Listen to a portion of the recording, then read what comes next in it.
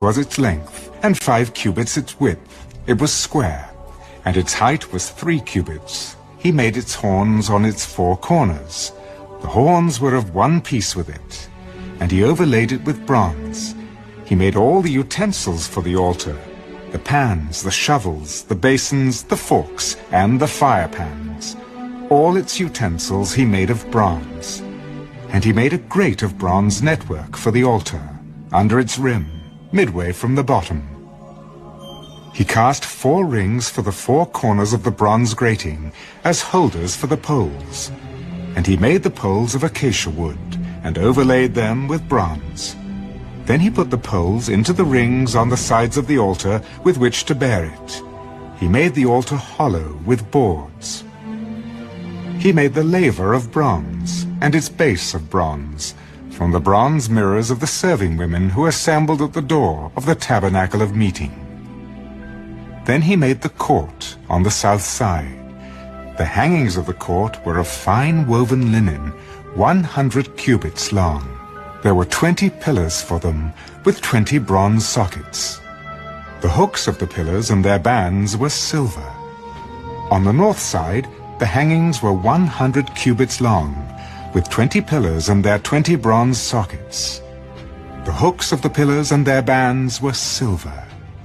And on the west side there were hangings of 50 cubits, with 10 pillars and their 10 sockets. The hooks of the pillars and their bands were silver. For the east side, the hangings were 50 cubits. The hangings of one side of the gate were 15 cubits long, with their 3 pillars and their 3 sockets, and the same for the other side of the court gate. On this side and that were hangings of 15 cubits, with their 3 pillars and their 3 sockets. All the hangings of the court, all around, were of fine woven linen. The sockets for the pillars were bronze.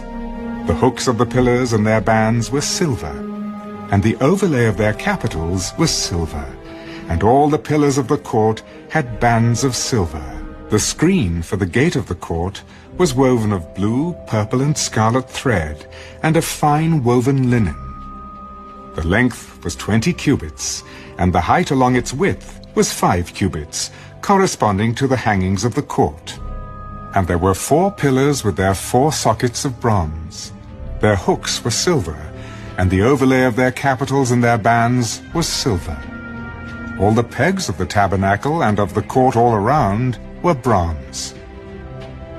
This is the inventory of the tabernacle of the testimony, which was counted according to the commandment of Moses, for the service of the Levites, by the hand of Ithamar, son of Aaron, the priest. Bezalel, the son of Uri, the son of Hur, of the tribe of Judah, made all that the Lord had commanded Moses. And with him was Aholiab, the son of Ahisamach, of the tribe of Dan, an engraver and designer, a weaver of blue, purple, and scarlet thread, and of fine linen.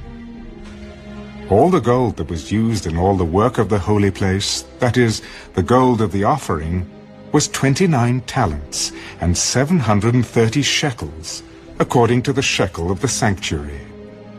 And the silver from those who were numbered of the congregation was 100 talents, and 1,775 shekels, according to the shekel of the sanctuary. A beaker for each man, that is, half a shekel according to the shekel of the sanctuary, for everyone included in the numbering from 20 years old and above, for 603,550 men. And from the 100 talents of silver were cast the sockets of the sanctuary and the bases of the veil. 100 sockets from the 100 talents, 1 talent for each socket.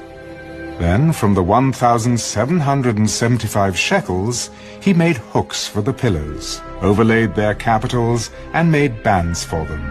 The offering of bronze was 70 talents, and 2,400 shekels.